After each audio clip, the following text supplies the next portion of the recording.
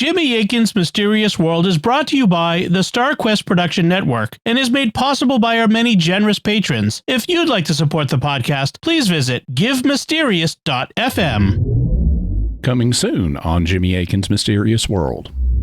Godzilla, king of the monsters, alive, surging up from the depths of the sea on a tidal wave of terror to wreak vengeance on mankind. Godzilla, king of the monsters, it's alive. A gigantic beast, Stalking the earth, crushing all before it. in a cyclonic cavalcade of electrifying horror. Raging through the streets on a rampage of total destruction. Godzilla, king of the monsters, Incredible titan of terror. wiping out a city of 6 million in a holocaust of flame. Jet flames cannot destroy it. Bombs cannot kill it. All modern weapons fail. Is this the end of our civilization? Can the scientists of the world find a way to stop this creature? Or the answer, See Godzilla! king of the monsters? You're listening to episode 409 of Jimmy Akin's Mysterious World, where we look at mysteries from the twin perspectives of faith and reason. In this episode, we're talking about the mystery of radiation. I'm Dom Bettinelli, and joining me today is Jimmy Akin. Hey, Jimmy. Howdy, Dom. And folks, be sure to stay around for the end of the episode. We'll have your feedback on our recent episode, number 398, Can Psychopaths Be Saved? And more weird questions. But first, in 1895, the German scientist Wilhelm Röntgen discovered strange new rays that could penetrate matter. Soon people were finding other similar kinds of mysterious rays, and the word radiation was coined to name them. So, how was radiation discovered? What is it? And is radiation good, bad, or both?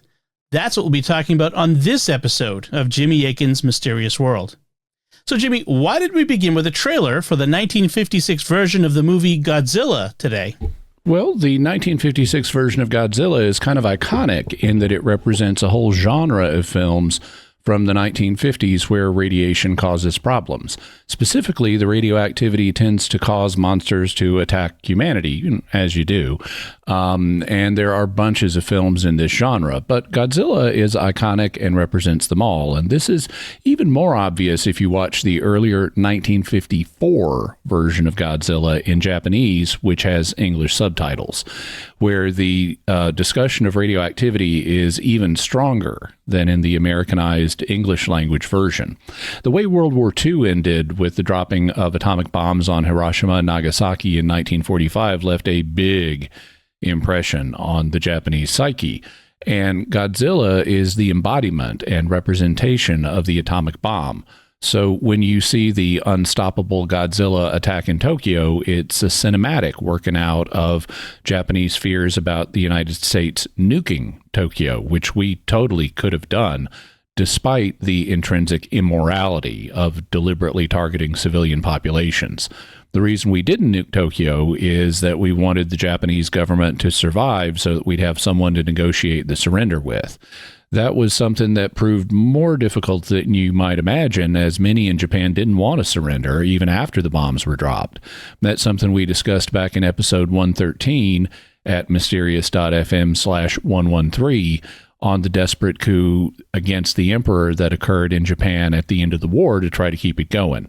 But it seemed like opening today's episode with a clip from the prototypical atomic monster movie would be a good thing to do today, and I strongly encourage people to watch the original Godzilla film, especially the 1954 Japanese version with subtitles, because it's an extremely moving and powerful film that is miles above the monster movie silliness that plagued the franchise during the later Showa era.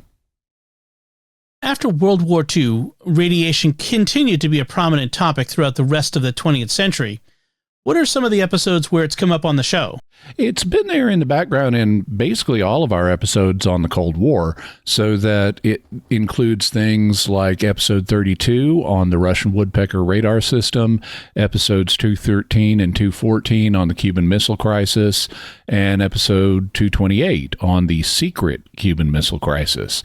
It also forms part of the background to episode 44 on John Hendricks, the Tennessee Prophet, episode 64 and 65 on the Third Secret of Fatima, episode 92 on David Hahn, the radioactive Boy Scout, and episodes 141 and 142 on the Georgia Guidestones, among other episodes. So it's definitely been something that's come up on the show.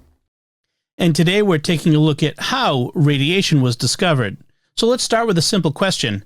How long have humans been dealing with radiation?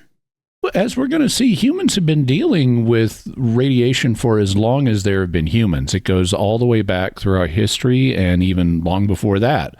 Radioactivity is actually essential to our ability to survive and navigate the world. We've noticed certain forms of radiation all the way through our history, but it's only been quite recently that we've had the concept of radioactivity to explain what we've always known.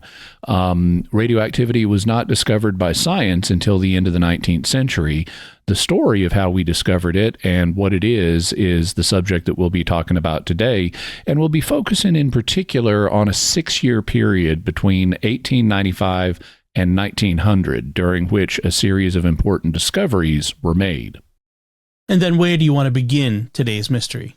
Well, the discovery of radioactivity is part of the history of science, and as with the history of any field, you just have to jump in at some point that seems relevant to the topic you want to look at. So today, I want to begin with an English scientist named William Crookes.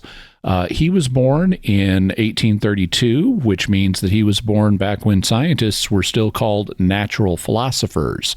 That's why scientists often have PhDs or doctorates in philosophy, since science used to be known as natural philosophy.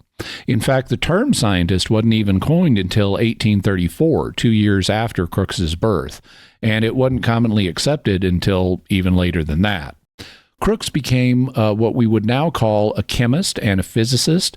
He was the 41st president of the British Royal Society, which is a very prestigious scientific organization in the UK, and he had lots of discoveries and inventions.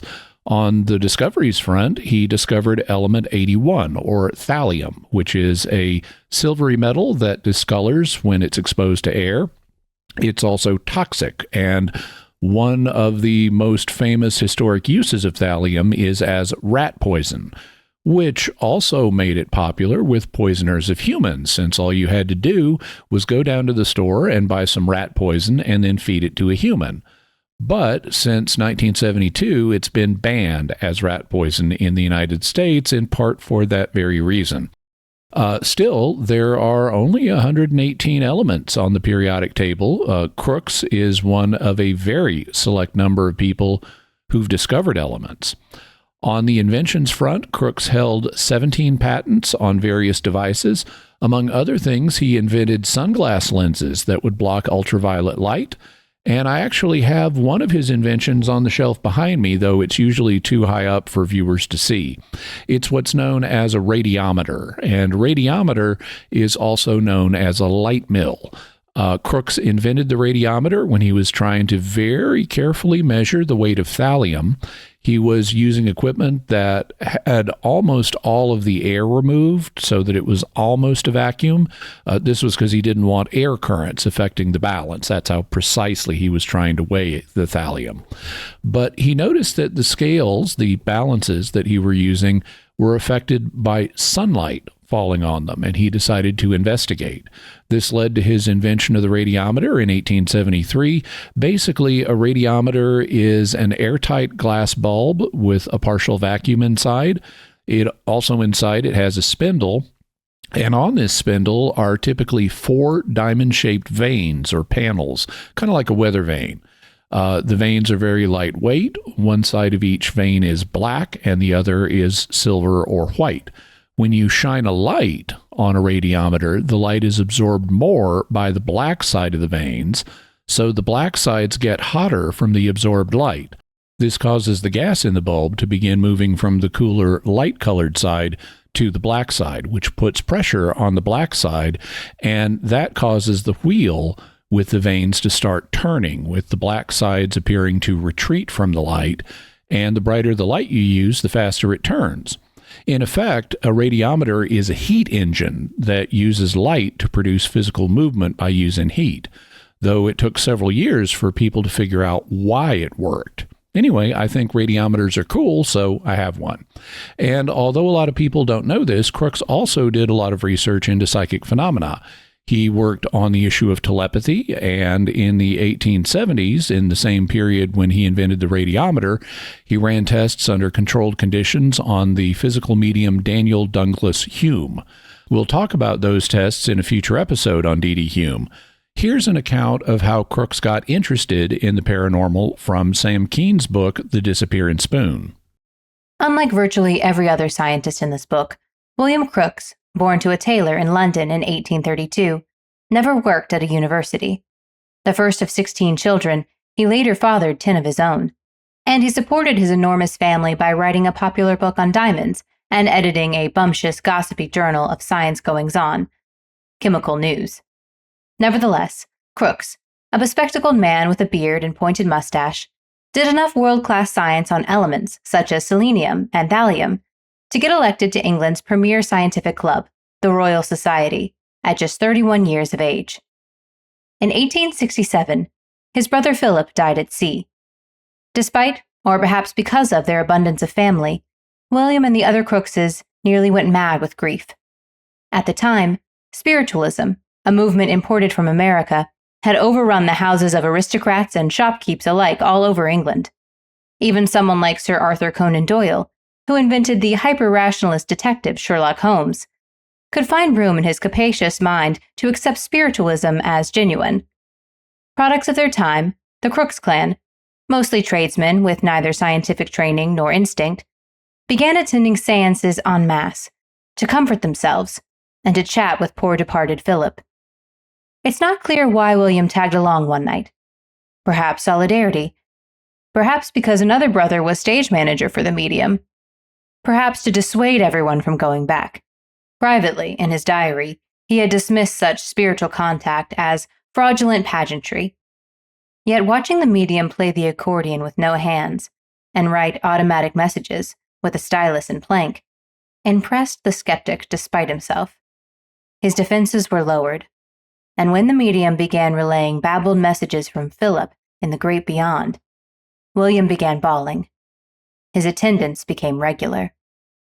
However, Crookes wanted to test these phenomena scientifically, and his work helped lead to the founding of the British Society for Psychical Research, or SPR, in 1882.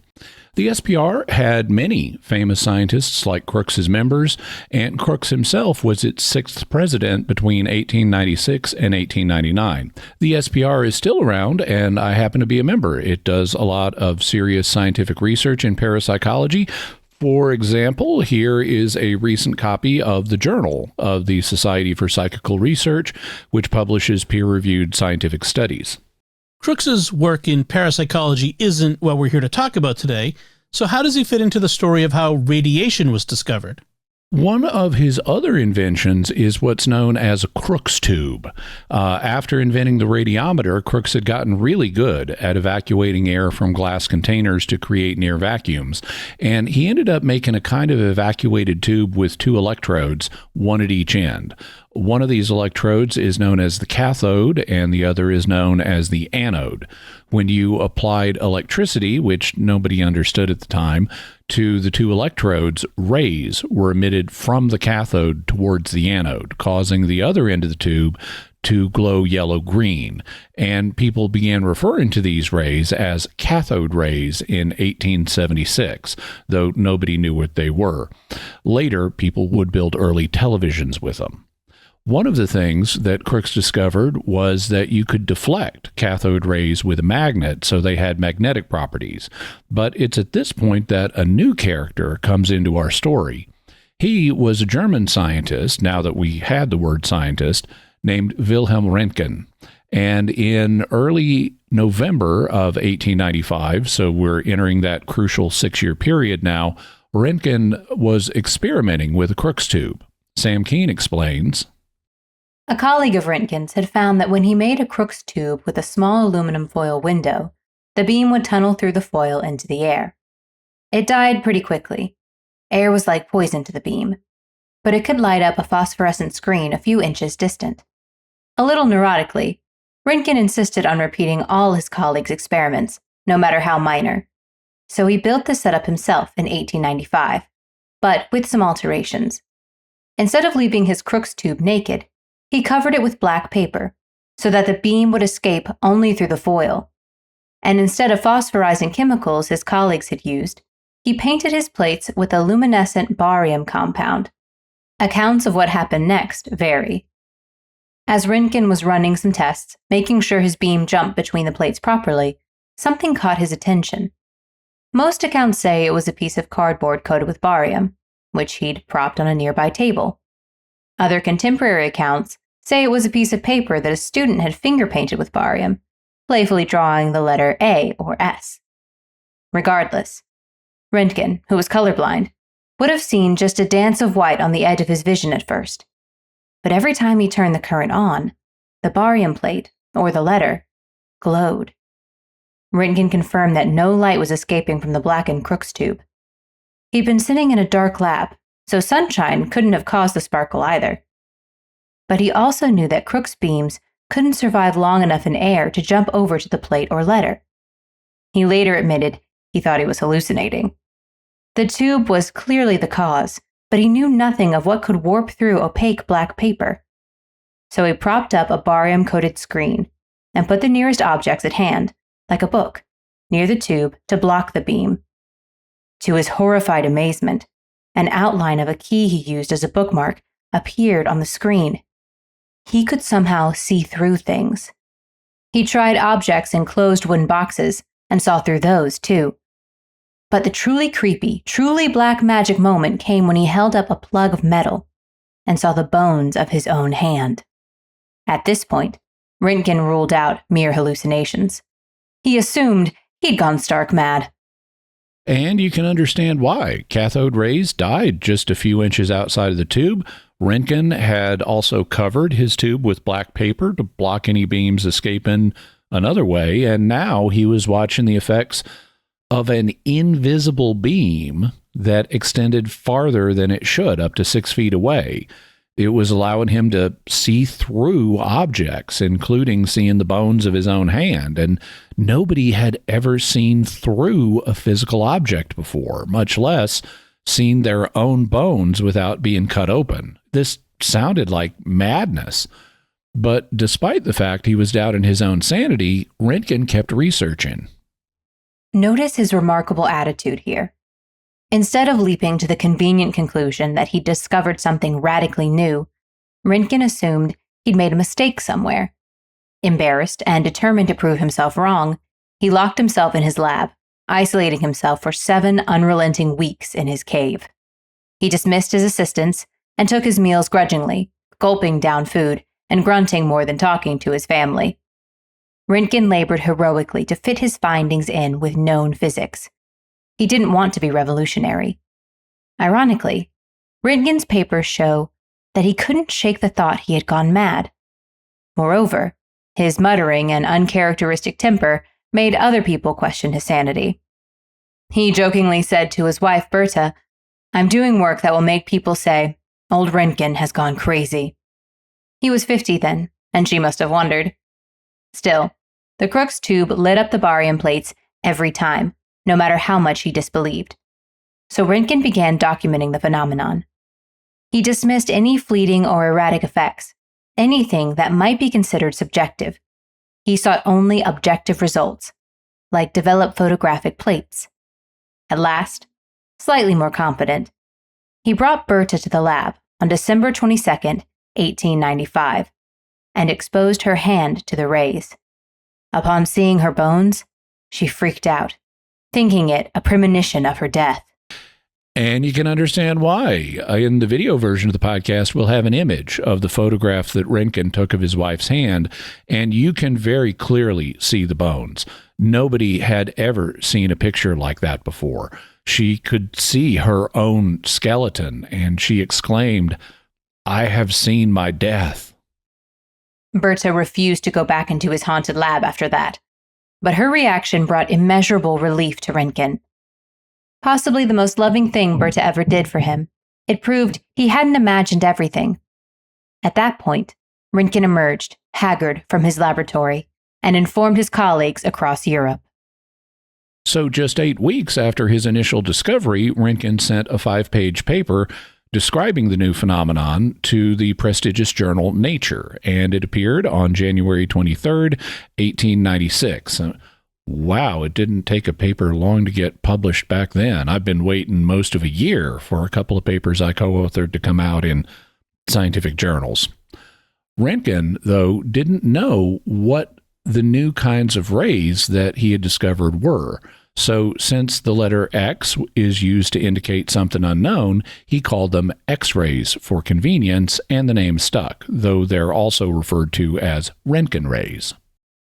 What reaction did people have to the new X-rays? Well, it depends on the people in question. One person, the Serbian-American inventor Nikola Tesla, wasn't that surprised. He had already discovered X-rays or something very similar. In his book Atomic Accidents, Jim Mahaffey writes, In 1891, Tesla's fortunes improved considerably when George Westinghouse, Edison's competitor for the electrical power market, became interested in his alternating current concepts. He moved into a new laboratory on 5th Avenue South, and he had room to spread out and really put his high-voltage equipment to use. One night, he connected up his single electrode tube, built back in 1887. He turned off all the lights so he could see arcs and electron leakage. To his surprise, something invisible was coming out of the end of his tube and causing the fresh white paint on the laboratory wall to glow. Curious, he put his hand in the way. His hand did stop the emanations, but only partly. The bones in his hand were dense enough to stop it from hitting the wall, but not the softer parts, and he could see his skeletal structure projected on the paint. Tesla, fooling around in his lab after hours, had invented radiology. In the next days, he substituted photographic plates for the wall and made skeletal photos of a bird, a rabbit, his knee, and a shoe with his foot in it, clearly showing the nails in the sole. Unfortunately, Tesla was pulled toward greater projects, and he failed to pursue the obvious application of this discovery.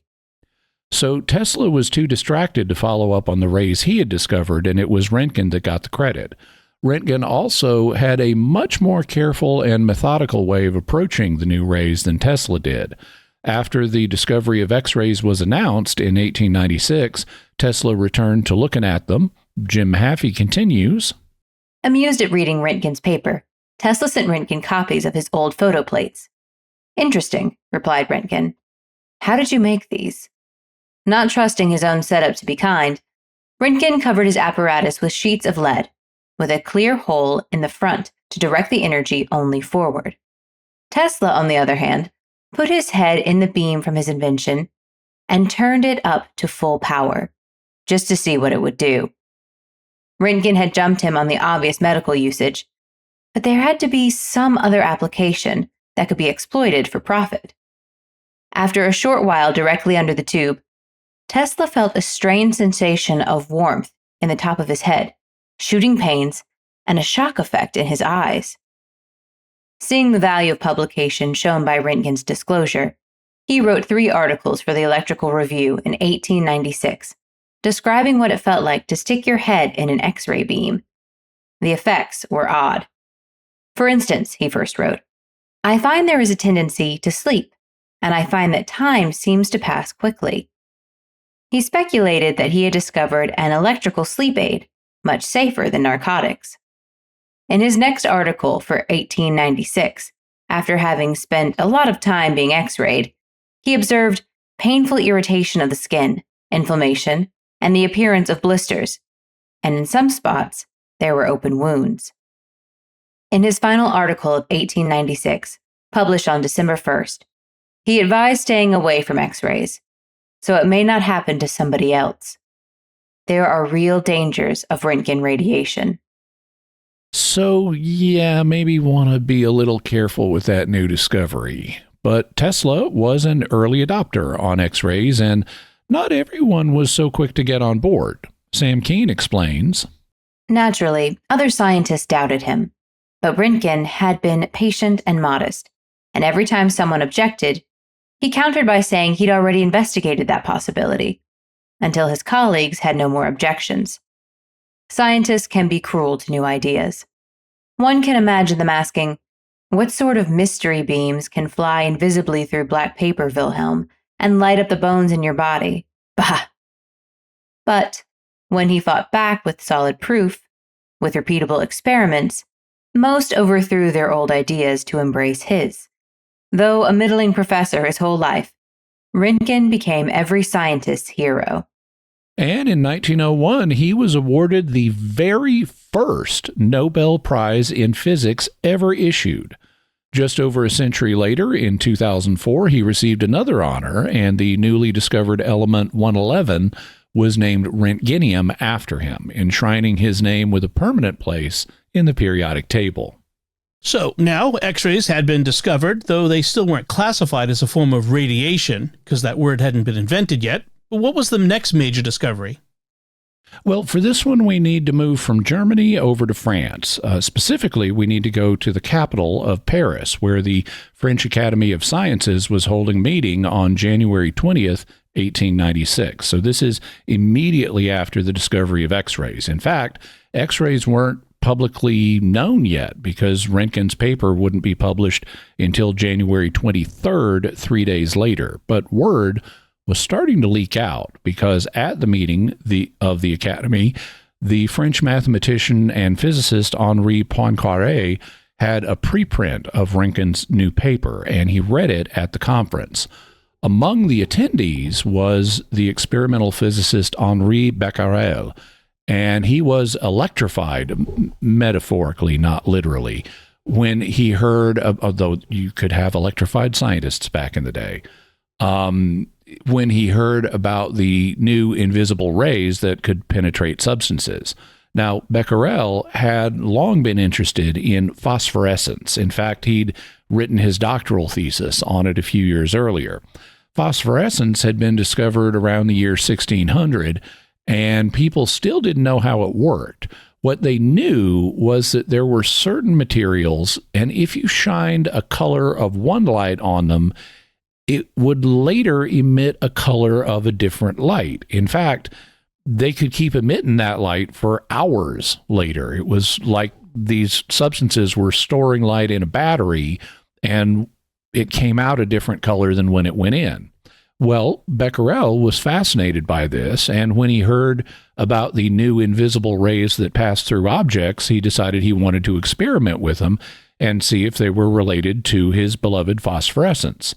He thought that since phosphorescent materials would emit light, maybe they would also emit X-rays if you exposed them to really bright sunlight. So what he did in the early weeks of February 1896 was take unexposed photographic plates. Onto the photographic plates, he put coins and other objects that blocked X-rays. Then he wrapped up these in black paper so that sunlight wouldn't cause the plates to react. Then he put phosphorescent material on top of the black paper, and then he left them in bright sunlight for several hours. Afterward, when he developed the plate, sure enough, he found that the resulting photos had shadow images of coins and things. So it looked like Becquerel was right. Phosphorescent materials would emit X-rays when exposed to bright sunlight, and he reported his first results on February 24th. But on Thursday, February 26th, and Friday, February 27th, there was a problem. The weather in Paris was lousy, and it was dark and overcast all day. So Becquerel didn't bother putting his plates out for more tests. Instead, he just left them in a dark cabinet. But on Sunday, March 1st, Becquerel decided to go ahead and develop these plates anyway, which isn't unreasonable. After all, you would want to use control samples that you didn't try your procedure on. And on this day, our old friend William Crookes happened to be visiting from England, so he was there when the plates were developed. And much to the surprise of Becquerel and Crookes, the plates still had shadows, even though they had not been set in the sunlight. In the video version of the podcast, we'll have an example of one of his plates that has the fuzzy shadow of a Maltese cross on it. How did Becquerel explain this? Well, he had been right that if you set his phosphorescent material in bright sunlight, it would emit X-rays or something very much like them. But now he had evidence that it would also emit X-rays or whatever it was if you didn't set them in the sunlight. It looked like the phosphorescent material he was using would emit X-rays or whatever, whether or not you set it in sunlight. So that focused more attention on the phosphorescent material itself. What kind of material was it? It was a salt that was derived from a mineral that had been known at least since the 1400s. The mineral was found in mines near what is now the German-Czech border. The mineral was dark, like pitch, but it wasn't pitch. It could kind of deceive you into thinking it might be, and the German word for deceive is blenden. So since it could deceive you into thinking it was pitch, they called it pitchblende, or pitchblende, as we say in English. Well, people had been fooling around with pitchblende for a while. In 1789, the German chemist Martin Klaproth extracted a yellowish substance from it, and you could do all sorts of useful things with this substance. For example, you could glaze pottery with it to give your pottery a nice yellow or orange color.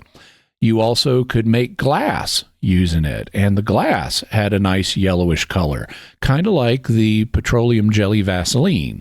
So in the 20th century, people sometimes referred to this as Vaseline glass.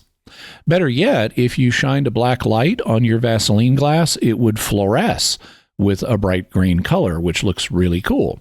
Well, Martin Klaproth was involved in the discovery of several elements on the periodic table.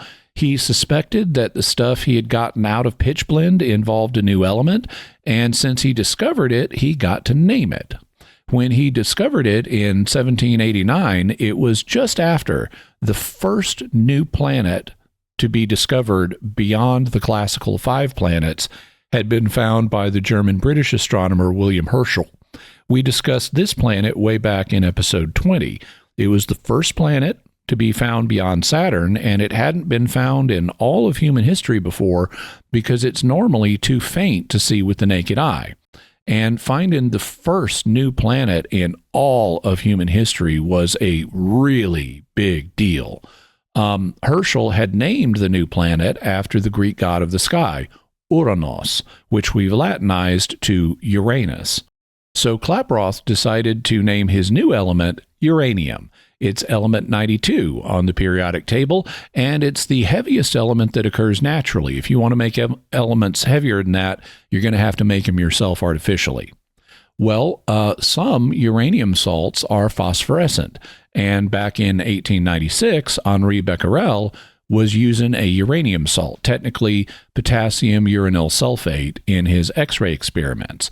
So there was some kind of connection between the uranium salt he was using and the X-ray-like phenomenon he'd found. But still, nobody knew exactly what was going on.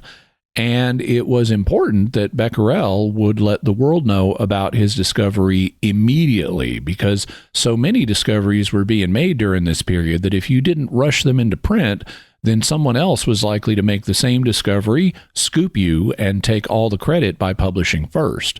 So on Sunday, March 1st, 1896, Becquerel developed the photographic plates that he'd kept in the dark cupboard and found they also had images on them.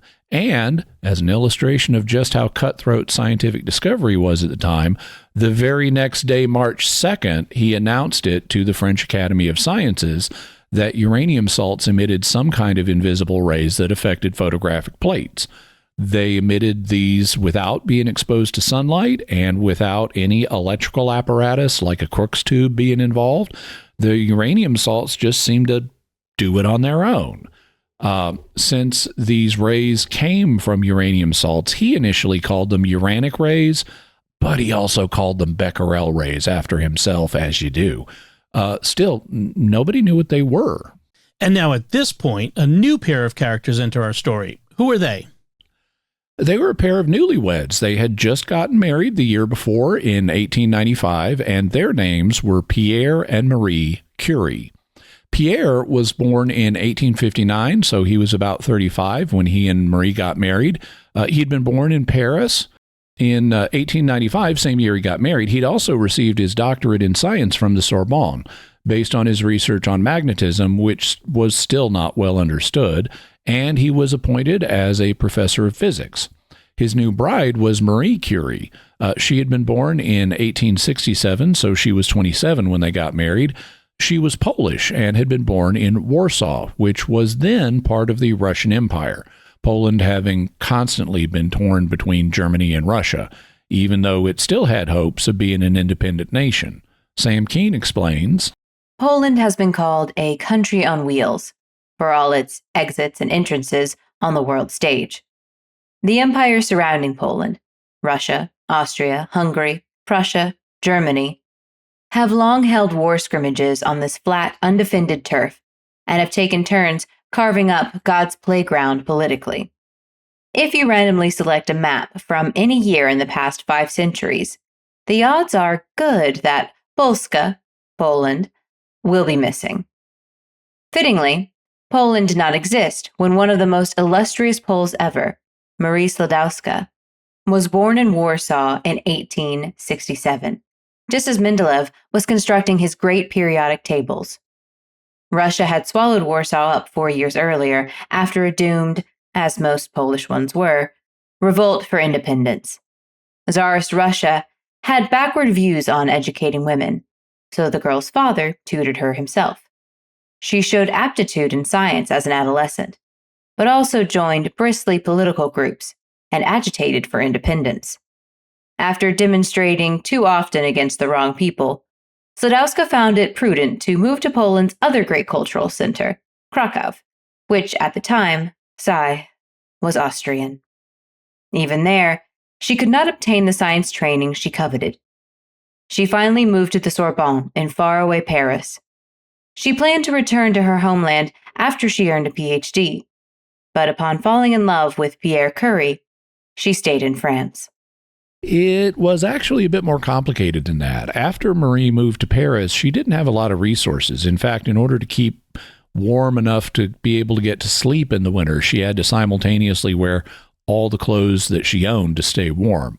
And she didn't have good lab space to do her work. But a friend introduced her to Pierre Curie, thinking that he might be able to help her get better lab space. And he was able to help her somewhat. The two then began to fall in love, and Pierre proposed marriage, but Marie didn't initially say yes because she was planning on going back to Poland.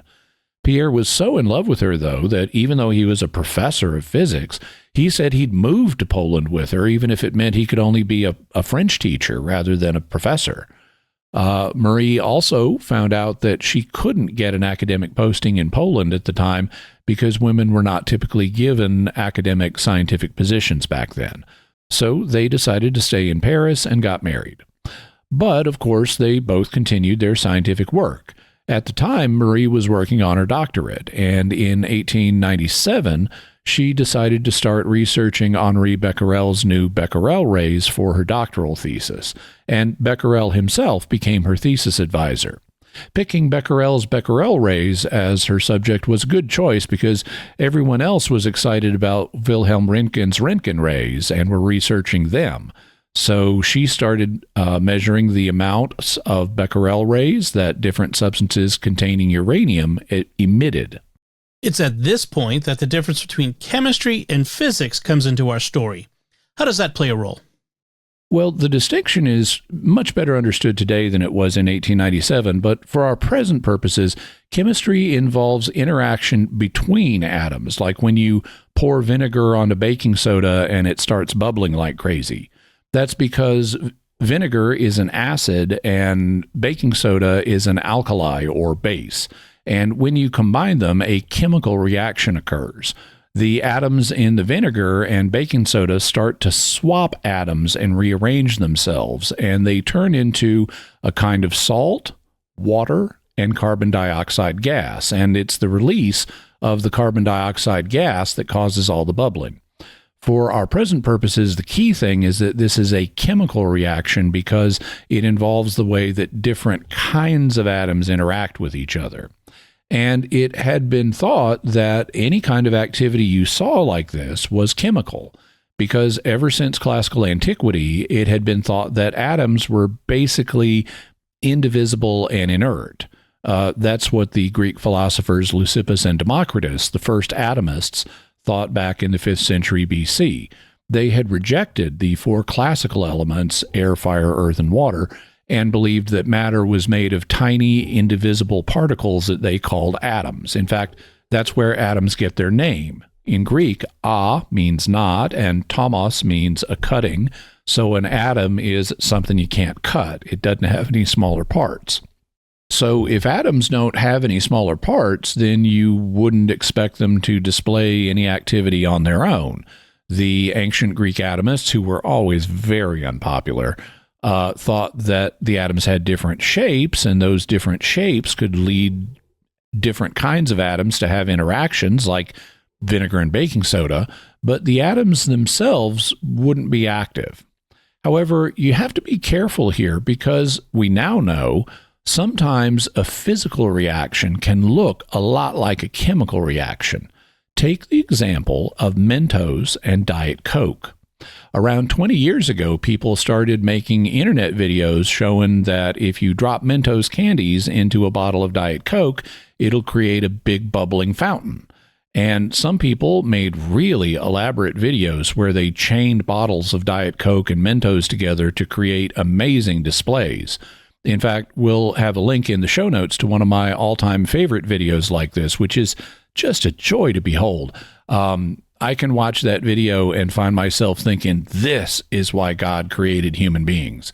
I mean, no other species on Earth can even make Mentos and Diet Coke, and no other species on Earth could chain them together the way this video shows. The music, which is also something that humans are uniquely good at, just makes it glorious to watch. No other species on Earth could make an internet video remotely as good as this one. So go humans. Well, the thing is, you might assume that the Mentos Diet Coke reaction is a chemical one, like the baking soda vinegar one is, but it ain't. It's principally a physical reaction, not a chemical one, that's caused by the roughness of the Mentos and the carbon dioxide in the Diet Coke. And we'll have a video about that too. So you need to look carefully and see if a reaction you're observing is caused by chemistry or physics. And that's what Marie Curie did. She was measuring the Becquerel rays being emitted by pitchblende and the other things containing uranium that she was measuring. She discovered that the chemical form and conditions of the substance didn't matter. It didn't matter if the uranium was in its raw ore form as pitchblende. It didn't matter if it was in a refined form. It didn't matter if it was combined with other elements in a crystal form. It didn't matter if it was wet. Didn't matter if it was dry. Didn't matter if it was hot. Didn't matter if it was cold. The only thing that mattered was how much uranium the sample contained. The more uranium, the more Becquerel rays it emitted. The less uranium, the fewer Becquerel rays it emitted. This meant that the Becquerel rays were not being produced by a chemical reaction. They were being produced by the uranium atoms themselves. And that suggested that the Greek atomists, who were always unpopular, like those dismal Leucippus and Democritus, had been wrong. Atoms are not actually indivisible. They contain smaller things that can emit Becquerel rays, and in some circumstances they can release these smaller things. This was a monumental discovery, and it had absolutely massive implications for science going forward as it laid the foundation of modern atomic physics. But it wasn't the only discovery Marie made. Sam Keen explains, After running experiments to purify uranium, she noticed, curiously, that the leftover waste she normally discarded was 300 times more radioactive than uranium. Hopeful that the waste contained an unknown element, she and her husband rented a shed once used to dissect corpses and began boiling down thousands of pounds of pitchblende, a uranium ore, in a cauldron and stirring it with an iron rod almost as big as myself, she reported, just to get enough grams of the residue to study properly. In this division of labor, Marie would do the refinement, and then Pierre would measure the Becquerel rays coming off the resulting substances. And all their hard work paid off, because in 1898, they did find a new element in the waste material, and that meant they got to name it. So, in a paper they published in July of 1898, they proposed a name for it. Sam Keen continues, Marie called the element they isolated polonium, from the Latin for Poland, Polonia, after her non-existent homeland.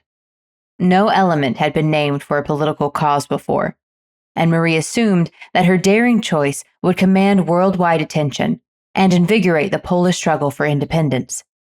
Not quite. The public blinked and yawned, then gorged itself on the salacious details of Marie's personal life instead. We'll get back to the details of Marie's personal life, but they discovered element 84, or polonium. And, like uranium, it emits strange, invisible things from the interior of its atoms.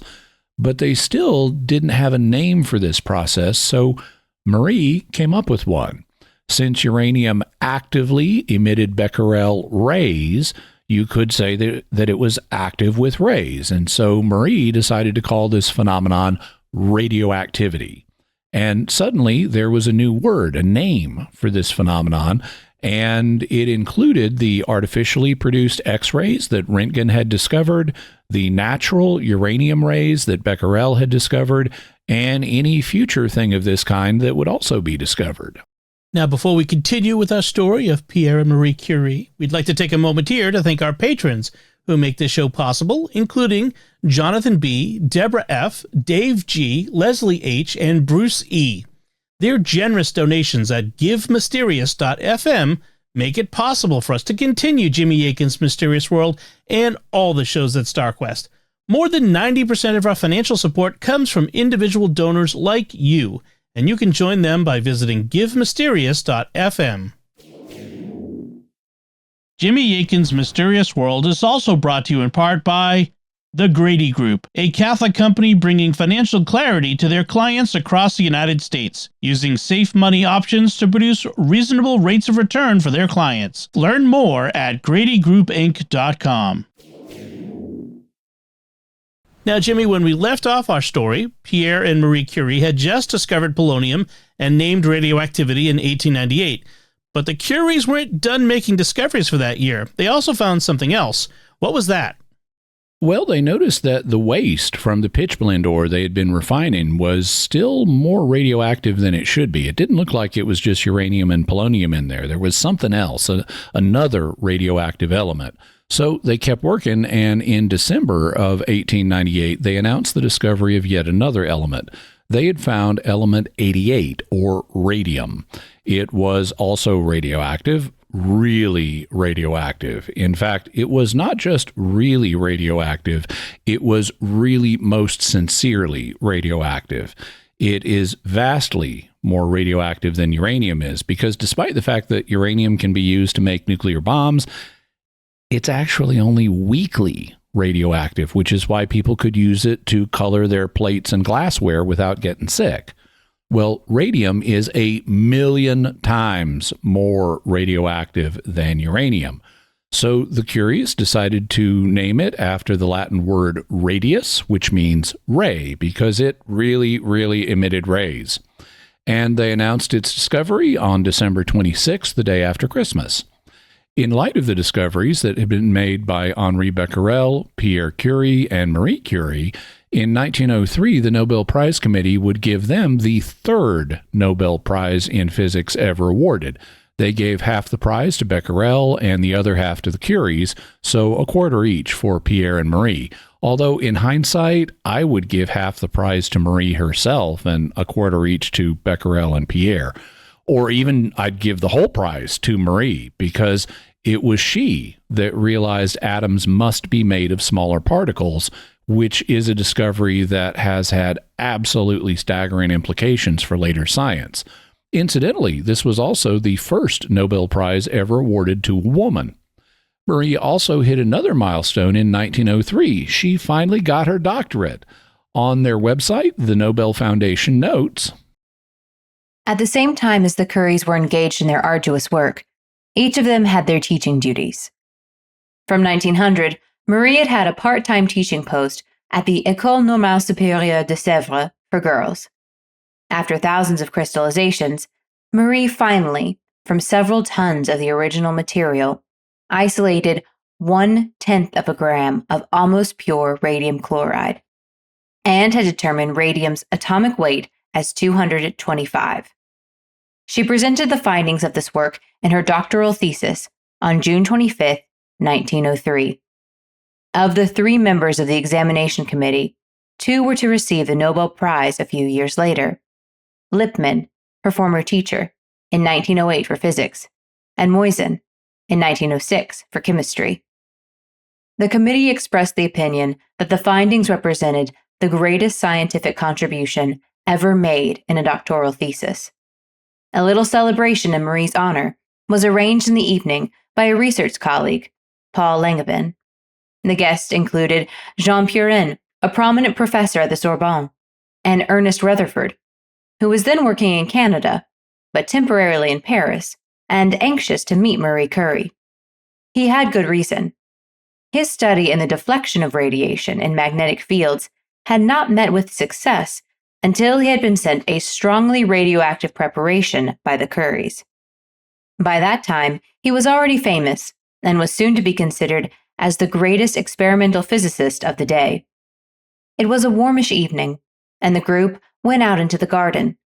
Pierre had prepared an effective finale to the day. When they had all sat down, he drew from his waistcoat pocket a little tube, partly coated with zinc sulfide, which contained a quantity of radium salt in solution. Suddenly, the tube became luminous, lighting up the darkness, and the group stared at the display in wonder, quietly and solemnly. But in the light of the tube, Rutherford saw that Pierre's fingers were scarred and inflamed, and that he was finding it hard to hold the tube. Pierre's fingers may have actually been scarred by all of the acids that he had been using in his research, not by radioactivity. But you'll want to remember Ernest Rutherford, because he's going to come back into our story. And it's true that nobody in this age really understood how dangerous radioactivity can be. Jim Mahaffey comments, The Curies were among the finest scientists the world had known, and their dedication to task, observational ability, and logic were second to none. But their carelessness with radioactive substances was practically suicidal. Marie loved to carry a vial of radium salt in a pocket of her lab smock, because it glowed such a pretty blue color, and she could take it out and show visitors. Pierre enjoyed lighting up a party at night using glass tubes, coated inside with zinc sulfide and filled with a radium solution, showing off their discovery to amazed guests. Yeah, still, these were innocent days. It sounds like things were going really well for the Curies at this point. They just won the Nobel Prize, and Marie had just gotten her doctorate. So now both she and Pierre had PhDs. It sounds like things were really good for them. Yes, but that wouldn't last. Just 3 years later, in 1906, tragedy would strike, and some of this seems to have been caused by radiation exposure, but not all of it. Mahaffey explains, Pierre Curie was suffering unbearable pain from burns all over his body. He would lie in bed all night, unable to sleep, moaning. As a professor at the Sorbonne, the distinguished University of Paris, he asked for a reduced teaching load, complaining of having only a very feeble capacity for work, due to his work refining radium out of uranium ore. On April 19, 1906, After a luncheon at the Association of Professors of the Science Faculties, he walked to his publisher's office to go over some proofs of his latest scientific paper. It was raining hard, and the street traffic was heavy. He found his publisher locked and closed down due to a strike. Curie then turned and stepped into the Rue Dauphine to cross, slipped on a wet cobblestone, and sprawled into the street. His head went under the wheel of a 6-ton horse-drawn wagon loaded down with military uniforms. Curie died instantly. So now Marie was alone, without Pierre. She also was now a single mother because she and Pierre had 2 daughters, Irene and Eve. Irene was 8 years old at the time, and Eve was just 16 months old. Marie was devastated, though some showed her notable kindness. Less than a month after Pierre's death, the University of Paris offered Marie the chair that they had created for him, and she accepted, becoming the first female professor at the university. Marie then began building a scientific institute to honor Pierre, and she got on with life.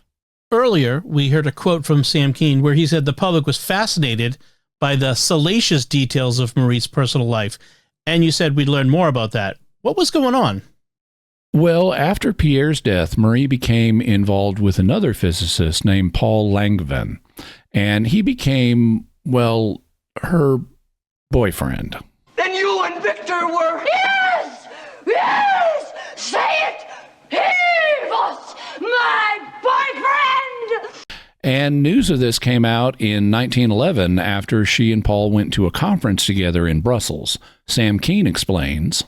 Miffed at their holiday, Miss Langevin sent Paul and Marie's love letters to a scurrilous newspaper, which published all the juicy bits. A humiliated Langevin ended up fighting pistol duels to salvage Curie's honor, though no one was shot. The only casualty resulted when Mrs. Langevin KO'd Paul with a chair. But despite this chain of events, Marie received more scientific recognition this year, as she had been nominated for yet another Nobel Prize, this time in chemistry. The Langevin scandal broke in 1911, and the Swedish Academy of Sciences debated nixing Curie's nomination for her second Nobel Prize, fearing the political fallout of attaching itself to her. It decided it couldn't in good scientific conscience do that. But it did ask her not to attend the ceremony in her honor. She flauntingly showed up anyway. Marie had a habit of flouting convention. Once, while visiting an eminent male scientist's home, she ushered him and a second man into a dark closet to show off a vial of a radioactive metal that glowed in the dark. Just as their eyes adjusted, a curt knock interrupted them. One of the men's wives was aware of Curie's femme fatale reputation and thought they were taking a little long in there. So, despite the difficulties in her personal life, Marie got a second Nobel Prize. In the years since discovering radium, she had also been able to isolate it in its pure form, and the award was for her discoveries of radium and polonium and her work studying the compounds made of them. Marie was now not just the first woman to receive a Nobel Prize, she was the first person, man or woman, to receive a Nobel Prize twice. Marie would end up passing on to her reward in 1934, and even that didn't stop her from receiving new scientific honors. In 1944, a team of scientists discovered element 96, and they named it curium after Marie and Pierre. So they are now enshrined on the periodic table. Earlier, you said to remember Ernest Rutherford because he would be coming back into our story. What role does he play? Well, even though radioactivity had now been discovered and named, people still didn't know that much about it. Ernest Rutherford would help change that. Rutherford is a big one in the history of physics. In fact, he's been called the father of nuclear physics, and he made or contributed to all kinds of discoveries. We won't be able to cover all of them, but Rutherford was born in 1871 in New Zealand, and in 1895, the same year that X-rays were discovered, he came to Cambridge University in England to study. He was quite a character. Sam Kean explains. Shortly after moving from New Zealand to Cambridge University in 1895, Rutherford devoted himself to radioactivity, the genetics or nanotechnology of the day. natural vigorousness led Rutherford to experimental science, for he wasn't exactly a clean fingernails guy. Having grown up hunting quail and digging potatoes on a family farm, he recalled feeling like an ass in lion skin among the robed dons of Cambridge. He wore a walrus mustache, toted radioactive samples around in his pockets, and smoked cigars and pipes.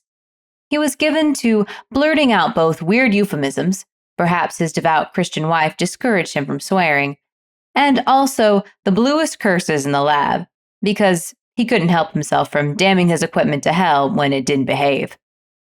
Perhaps to make up for his cursing, he also sang, loudly and quite off-key, "Onward Christian Soldiers," as he marched around his dim lab. Despite that ogre-like description, Rutherford's outstanding scientific trait was elegance. Nobody was better, possibly in the history of science, at coaxing nature's secrets out of physical apparatus. And there's no better example than the elegance he used to solve the mystery of how one element can transform into another. We'll tell that story in a minute, but first we need to look at some early work that Rutherford did on radiation. Back in 1898, he discovered evidence that uranium was actually emitting 2 different forms of radiation. Here's an explainer from Rational Thinker. Rutherford's first successful experiment in radiation was actually rather simple and was set up as follows. A sliver of uranium was placed in between 2 electrical plates. One plate was charged by a battery, while the other remained uncharged and was attached to what is called an electrometer, which is a device used to measure electrical potential difference and electrical current. The radiation of uranium ionizes the gases around it, creating positively and negatively charged gas ions. The negatively charged ions move towards the charged plate, and the positively charged ions move away from the charged plate. This generates a current in between the plates, which is picked up by the uncharged plate and sensed by the electrometer. The more radiation present, the larger the current measured by the electrometer. For each time he made measurements, he added on top of the uranium a sheet of Dutch metal, which is a form of brass composed of approximately 85% copper and 15% zinc. These sheets were extremely thin, around 0.00008 centimeters thick, and were added to block some of the radiation from the uranium into the air between the plates. Rutherford then made measurements of the rate of leak per minute for each sheet of Dutch metal he added over top the uranium. The results he got from this were somewhat surprising. In this graph, you can see how the decrease in radiation is not linear, but rather exponential. If all radiation from the uranium was the same, it would make sense that the radiation would decrease the same amount each time a new layer of Dutch metal was added on top of the uranium. The unexpected results here pushed Rutherford to experiment further, this time adding even thicker sheets to possibly uncover a separate layer of radiation. Rutherford switched to 0.0005 centimeter thick aluminum sheets. This expectedly did a much better job at blocking the radiation, but it only did so for the first few layers added. After adding 4 layers of aluminum foil, the radiation level would remain the same for each new layer of foil he'd add over top of the uranium. It would take 12 sheets before Rutherford would see any more decrease in radiation, which ultimately led him to conclude that there were 2 different types of radiation from the uranium. So now Rutherford had evidence that uranic rays, or Becquerel rays, were not just one type of radiation. Instead, there were 2 types. The first type could be blocked pretty easily by a small thickness of foil, while the second type was more penetrating, much more penetrating, and it could go through 100 times as much foil as the first kind. Rutherford therefore named the first easily blocked type of radiation alpha rays, and the second more penetrating type of radiation he named beta rays. He also found some evidence that there might be a third type of radiation coming from uranium, but if so, he wasn't able to block it effectively, so he didn't claim to have discovered that. But he did publish a paper that appeared in January of 1899, announcing the discovery of alpha and beta rays. Later, it would be discovered that alpha and beta rays are actually made of particles, and so today they're called alpha particles and beta particles. Rutherford went on to make other very important discoveries. You said that we won't be able to cover all of them in this episode, but can you give us a taste of them? Sure, and they involved some very interesting stories. One of the things that you'll need to know is that one of Rutherford's colleagues was a man named Frederick Soddy. So when you hear references to Soddy, that's his real name, not a nickname. You'll also recall that we heard that Rutherford discovered one element can transform into another. Sam Keene tells the story of that. After moving from Cambridge to Montreal, Rutherford grew interested in how radioactive substances contaminated the air around them with more radioactivity. To investigate this, Rutherford built on the work of Marie Curie, but the New Zealand hick proved cagier than his more celebrated female contemporary. According to Curie, among others, radioactive elements leaked a sort of gas of pure radioactivity that charged the air, just as light bulbs flood the air with light. Rutherford suspected that pure radioactivity was actually an unknown gaseous element with its own radioactive properties. As a result, whereas Curie spent months boiling down thousands of pounds of black, bubbling pitch blende to get microscopic samples of radium and polonium, Rutherford sensed a shortcut and let nature work for him. He simply left active samples beneath an inverted beaker to catch escaping bubbles of gas, then came back to find all the radioactive material he needed. Rutherford and his collaborator, Frederick Soddy, quickly proved the radioactive bubbles were in fact a new element, radon. And because the sample beneath the beaker shrank in proportion as the radon sample grew in volume, they realized that one element actually mutated into another. Not only did Rutherford and Soddy find a new element, they discovered novel rules for jumping around on the periodic table. Elements could suddenly move laterally as they decayed and skip across spaces.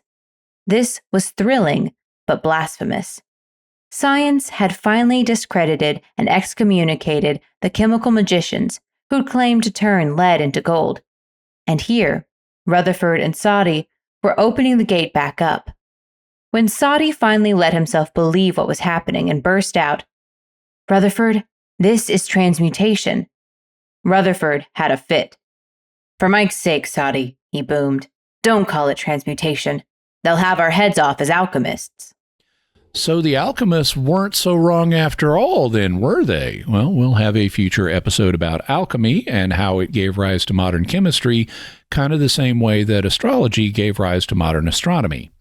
Rutherford also had discovered element 86, or radon gas, and you may have a detector for that in your home. But Rutherford didn't get credit for that one. The German physicist Friedrich Dorn independently discovered it in 1900, and Dorn ended up getting the credit for it due to a historical accident, though Rutherford is often listed today as the true discoverer of radon since he produced it in 1899, a year earlier.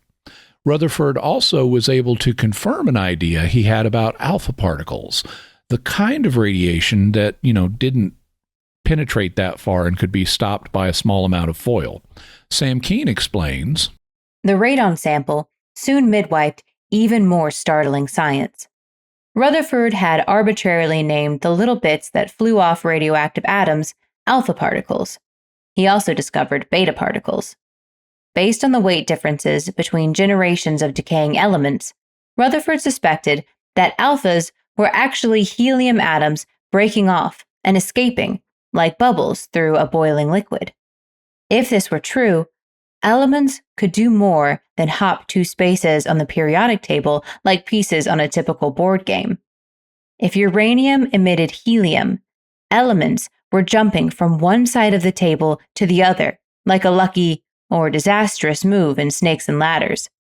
To test this idea, Rutherford had his physics department's glassblowers blow two bulbs. One was soap bubble thin, and he pumped radon into it. The other was thicker and wider, and it surrounded the first. The alpha particles had enough energy to tunnel through the first glass shell, but not the second, so they became trapped in the vacuum cavity between them. After a few days, this wasn't much of an experiment, since the trapped alpha particles were colorless and didn't really do anything. But then, Rutherford ran a battery current through the cavity. If you've ever traveled to Tokyo or New York, you know what happened. Like all noble gases, helium glows when excited by electricity, and Rutherford's mystery particles began glowing helium's characteristic green and yellow. Rutherford basically proved that alpha particles were escaped helium atoms with an early neon light. It was a perfect example of his elegance, and also his belief in dramatic science. So Rutherford had now shown that alpha particles are basically atoms of element 2, or helium. Technically, they're an ion of helium. And that discovery, coupled with his discovery that one element can change into another, led him to solve another scientific problem, which was how old the planet Earth is. In the 1600s, the Anglo-Irish Archbishop James Ussher had proposed that the Earth had been made in 4004 BC, but evidence was rapidly accumulating that it was older than that. Back to Keene. Physicists could even pin precise numbers on their guesses by using the equations of thermodynamics. Just as hot coffee cools down in a freezer, physicists knew that the Earth constantly loses heat to space, which is cold. By measuring the rate of lost heat and extrapolating backward to when every rock on Earth was molten, they could estimate the Earth's date of origin.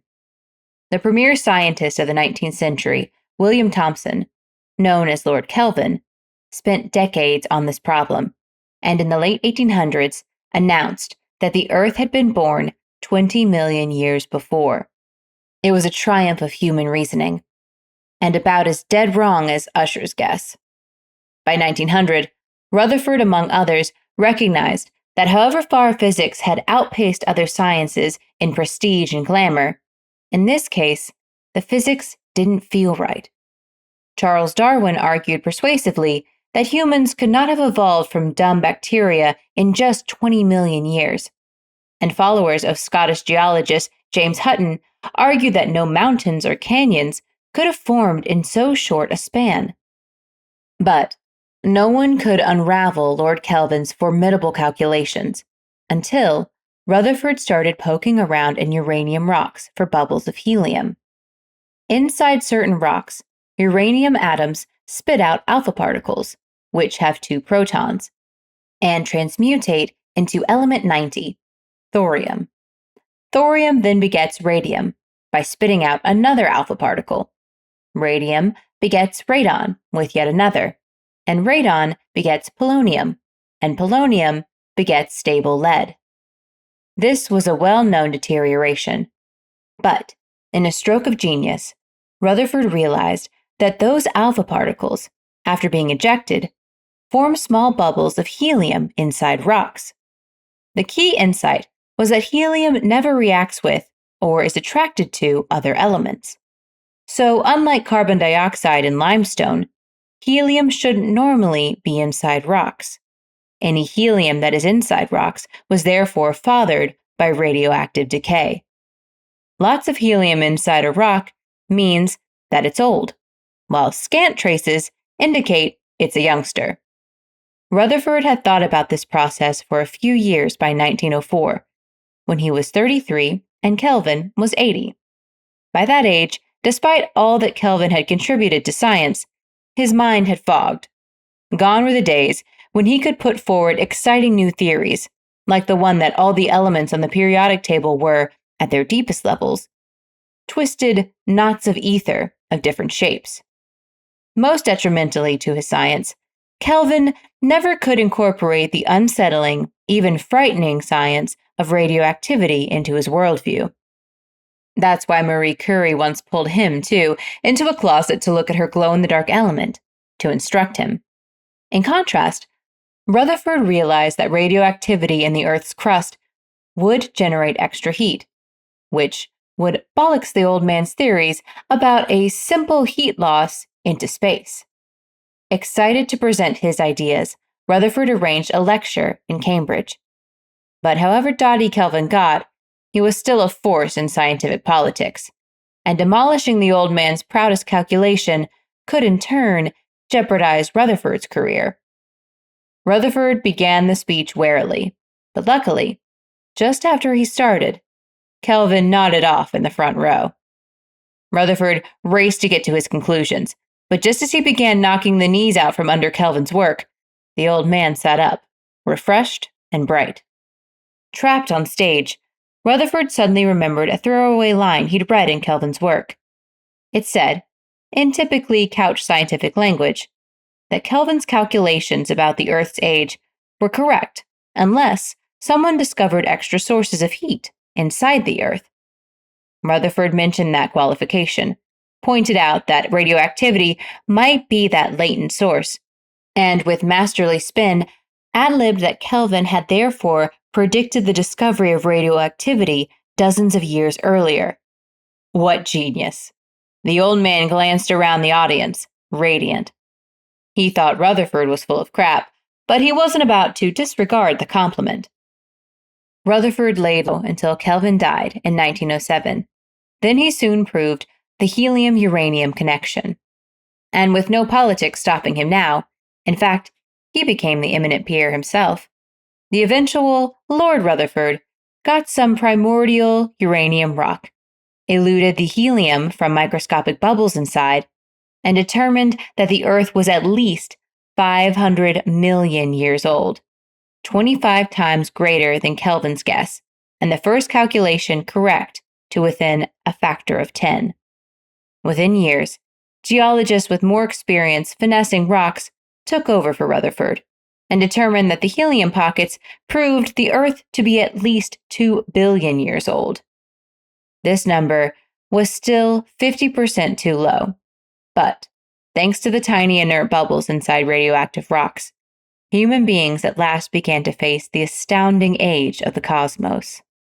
By 1951, we had a much closer estimate for the age of the Earth, and in that year, Pope Pius XII listed various factors scientists had discovered that the Earth was quite old. Pope Pius cited scientific research suggesting that the Earth is 5 billion years old. Today's estimate is 4.6 billion years old, so very close to that. And if you'd like to know more about faith, science, and the age of the Earth, you can check out episodes 119, 120, and 121 of Jimmy Akin's Mysterious World on young Earth creationism. In any event, this will serve as an introduction to Ernest Rutherford. I'll only mention that in 1908, he also won a Nobel Prize for Chemistry, and he also got an element named after him in 1997, when element 104 was officially named Rutherfordium in his honor. And there's now just one more person that we're going to be talking about today. Who's he? His name is Paul Villard, and he won't take very long to discuss. Villard was another scientist in Paris, and after the Curies discovered radium, Villard started experimenting with it. You'll recall that radium is much, much more radioactive than uranium, and that alpha and beta rays can be blocked by using foil. Well, Villard used the more powerful radium for his experiments and then blocked the alpha and beta rays it emitted. He used lead to do that. That led him focus on finding the third, even more penetrating type of radiation that Rutherford had suspected but couldn't prove. In 1900, Villard discovered this third type of radiation, but he was such a humble man, he didn't actually name it himself. And so, in 1903, Rutherford named Villard's discovery gamma rays, since it would penetrate matter even better than alpha and beta rays. And that completes our look at the 6-year period in which the concept of radioactivity burst out onto the scene. In 1895, Wilhelm Röntgen discovered X-rays. In 1896, Henri Becquerel discovered natural radiation coming from uranium. In 1898, Marie Curie coined the term radioactivity. In 1899, Ernest Rutherford discovered alpha and beta rays, and in 1900, Paul Villard discovered gamma rays. There would be some additional types of radiation discovered later on, but this was when the concept really crystallized. Then let's shift over and look at radiation from the reason perspective. Now that we've seen several types of radiation, why don't we look at the concept of radiation itself? How is radiation defined? Basically, radiation is the motion of energy through space in the form of waves or particles. If you have energy in the form of a wave or a particle and it moves through space, that's radiation. There are a bunch of types of waves and particles that have been discovered. So what types of radiation do we now know exist? One type that we haven't discussed thus far occurs on a much larger scale than what we've been looking at. It involves physical matter being used as the medium that transmits waves as energy. Sometimes this is called acoustic radiation. It includes things like sound waves that we can hear going through the air. It also includes sounds that are too high or too low for us to hear, like ultrasound and infrasound. It includes things like seismic waves going through the earth as their medium. But we're not focused on that type of radiation. Even if it technically fits the definition, it's not what most people think of when they think of radiation.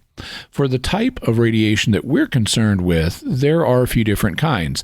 The first is particle radiation, which is radiation made of subatomic particles. Though that's an oversimplification, since all subatomic particles display what's called particle-wave duality, which means that they show up as particles if you measure them one way, and they show up as waves if you measure them another way. So there isn't really a firm distinction here. We've already covered two types of particle radiation in this episode. As I mentioned, they eventually found that alpha and beta rays are actually particles, leading to alpha particles and beta particles. But they didn't initially know what these particles were, because the major subatomic particles were still in the process of being discovered. Rutherford was able to figure out that an alpha particle is basically a helium atom. Specifically, they are ions of helium that don't have any electrons, so they're a helium nucleus. But Rutherford initially couldn't go farther than that because the particles in atomic nuclei, protons and neutrons, hadn't been discovered yet. Rutherford himself discovered protons in 1919, after the period we've been talking about, and neutrons weren't discovered until 1932. We now know that helium has 2 protons and 2 neutrons in its nucleus, so that's what an alpha particle is, 2 protons and 2 neutrons. And what about the beta particles he also discovered? That was easier to figure out. In 1900, Henri Becquerel had discovered that beta particles match electrons, and electrons had been discovered a few years earlier in 1897. But there's a variant on beta particles that nobody knew about. In 1932, the same year that the neutron was discovered, they also found the positron, or anti-electron. It's the same thing as an electron, only it has a positive charge instead of a negative one. And we now know that a beta particle can be either an electron or a positron. It was also discovered that lone protons can be radiation, and that lone neutrons can also be. So there's also proton radiation and neutron radiation. In principle, since radiation is just energy moving through space in the form of particles or waves, there can be a form of radiation corresponding to every type of particle. I'm oversimplifying, but you get the idea. And if it were up to me, I'd eliminate all this alpha particle and beta particle terminology and just name the types of particle radiation after the particle in question. So we'd have proton radiation, neutron radiation, electron radiation, positron radiation, and so forth. To cover the special case of alpha particles, I'd probably call those helium radiation, but they don't let me decide these things. What about radiation that involves waves rather than subatomic particles? This is often called electromagnetic radiation, and it includes the gamma rays that Paul Villard discovered. It also includes the X-rays that Wilhelm Röntgen discovered. The fundamental unit of electromagnetic radiation is the photon, so I'd be inclined to just call this photon radiation. But people like to call it electromagnetic radiation, and there are different frequencies on the electromagnetic spectrum.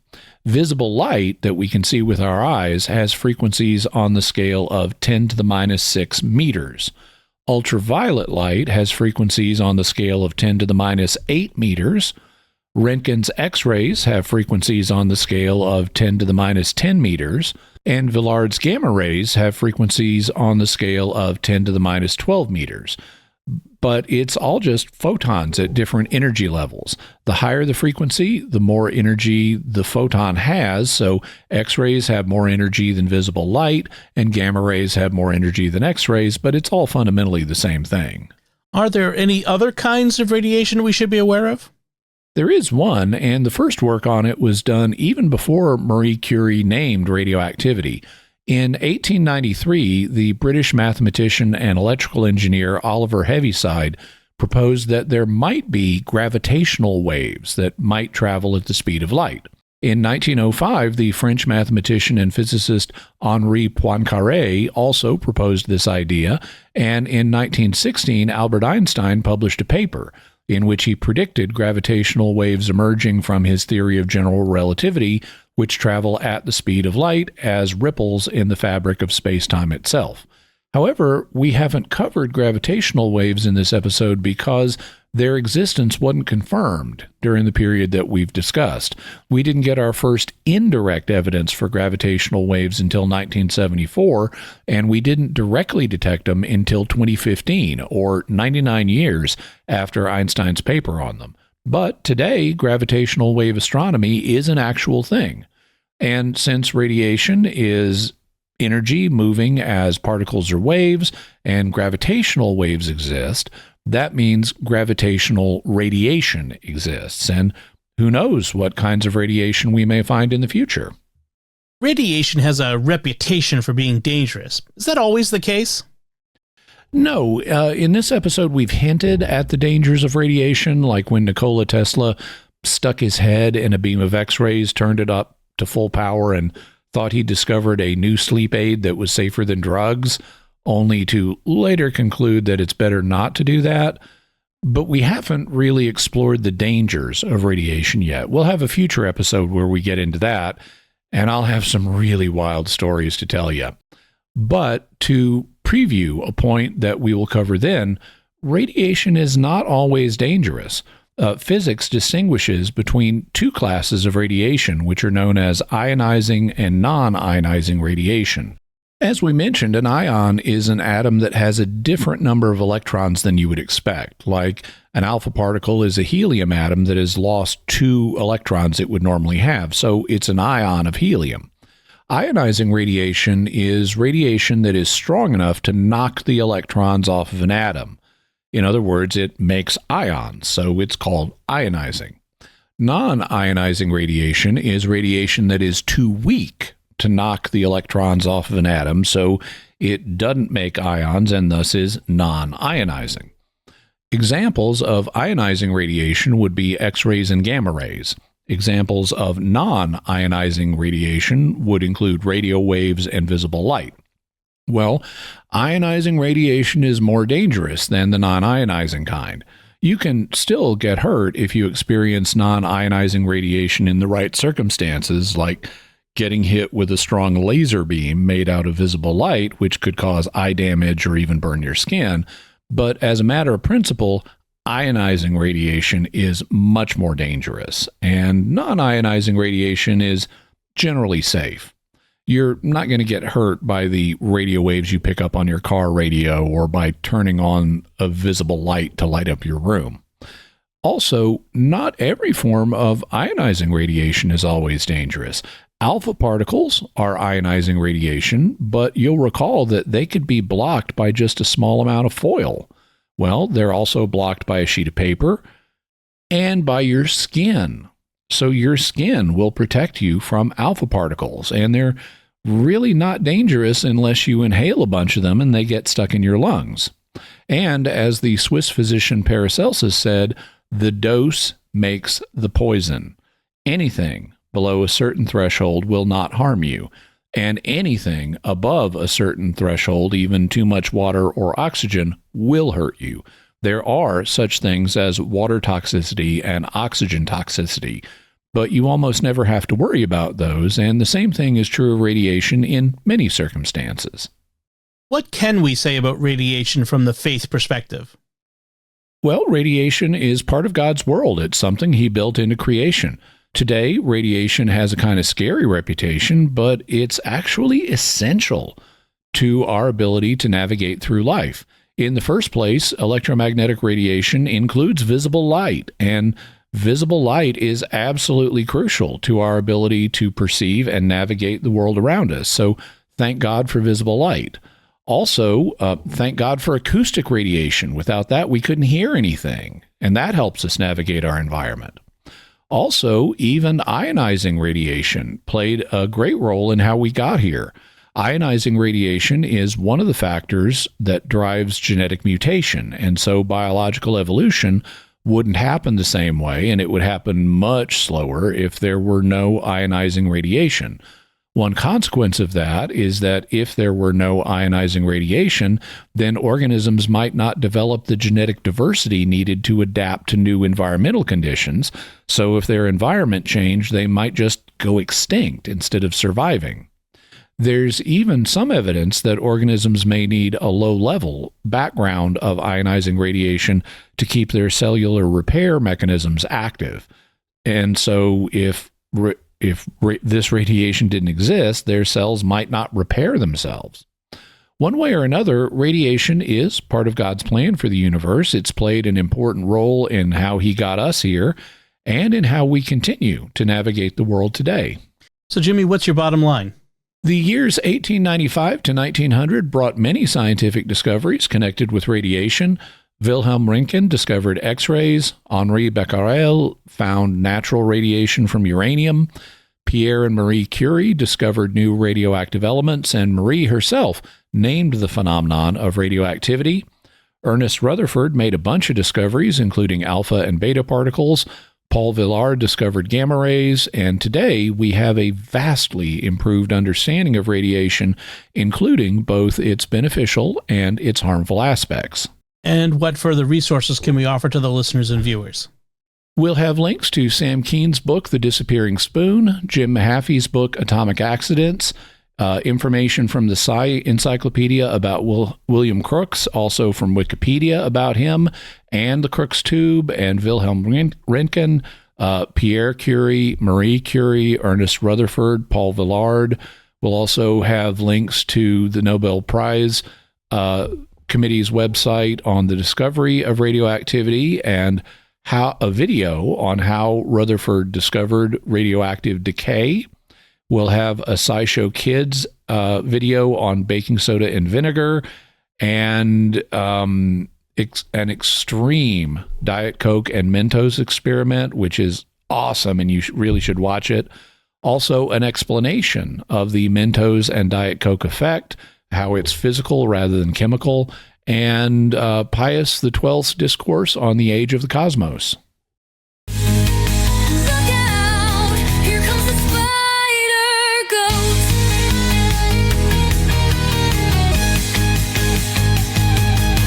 Now we turn to our mysterious feedback brought to us by our feedback coordinator, Rob Leonardi. And as I mentioned, this feedback comes from our episode 398, Can Psychopaths Be Saved? And More Weird Questions. And our feedback comes from Shupa Uliuma on Discord, who writes, regarding psychopaths being saved, indeed they can be. An example is David Wood, a.k.a. The Dizzle, a Christian apologist, mostly contra Islam. I think Jimmy knows him. He's a diagnosed psychopath. When he was about 18 and still an atheist, he went to prison for attempted murder of his father. He was having delusions and thought he was like a superior human due to his psychopathy, and thought killing his dad was the ultimate rebellion against the rules. In prison, Wood converted to Christianity. He says, yeah, I do not feel bad, but I understand something is wrong, and I do realize I am broken, and I do repent of what I have done wrong and try to do good. He also went from, I feel no sadness, I'm the best human being, to, I feel no sadness, I'm a broken human being. So he had no emotions in the usual sense, but he does have assent of the will, which is what you need. And I agree with Shupi Uliuma. I don't personally know David Wood. I am familiar with him by reputation. I've seen his videos, including ones where he talks about his psychopathy. But it is an illustration of how even someone with the lack of empathy that psychopathy involves can choose to live in a moral and humane manner. And there are lots of other people who have psychopathic tendencies who are able to make productive contributions to society. In fact, a lot of business leaders and business founders often have traits, not full psychopathy, but one or another degree of psychopathy. And so such individuals can indeed make good contributions to society and even can have a right relationship with God. All right. And thank you for your feedback. So now it's time to hear from you. What are your theories about radiation and all the discoveries about it? You can let us know by visiting sqpn.com or the Jimmy Akin's Mysterious World Facebook page. Send an email to feedback@mysterious.fm, sending a tweet to @mys_world, visiting the StarQuest Discord community at sqpn.com/discord, or by calling our mysterious feedback line at 619-738-4515. That's 619-738-4515. And I want to say a special word of thanks to Oasis Studio 7 for the video and animation work in this episode. You can check it out by going to youtube.com/Jimmy Akin. And while you're there, be sure and do all those cool YouTube things that the kids like to do, like liking, commenting, sharing the podcast, and subscribing. And when you do that, be sure and invite the bell notification out on a hot date, and then leave them at the movie theater so that you always get notified whenever I have a new video, because I have those coming out all the time. I also want to thank Anna Fontaine for her voiceover work on this episode. So, Jimmy, what's our next episode going to be about? Well, it's not 100% certain yet, but the plan is we're going to talk about an event that occurred back in the 1800s known as the Kentucky Meat Shower. Given the Hopkinsville one we did recently, there's a lot going on in Kentucky. Yeah. All right. Mm-hmm. Well, folks, be sure to check out the Mysterious World bookstore at mysteriousworldstore.com for links to all the books and videos that Jimmy mentions in the show. You can get your very own Mysterious World t-shirt, mug, and more in our merchandise shop at sqpn.com/merch. You'll find links to Jimmy's resources from our discussion on our show notes at mysterious.fm/409. And remember, to help us continue to produce the podcast, please visit givemysterious.fm. Jimmy Akin's Mysterious World is also brought to you in part by Rosary Army, featuring award-winning Catholic podcasts, rosary resources, videos, and the School of Mary online community, prayer, and learning platform. Learn how to make them, pray them, and give them away while growing in your faith at rosaryarmy.com and schoolofmary.com. Until next time, Jimmy Akin, thank you for exploring with us our mysterious world. Thanks, Tom. And once again, I'm Dom Bettinelli. Thank you for listening to Jimmy Akin's Mysterious World on StarQuest.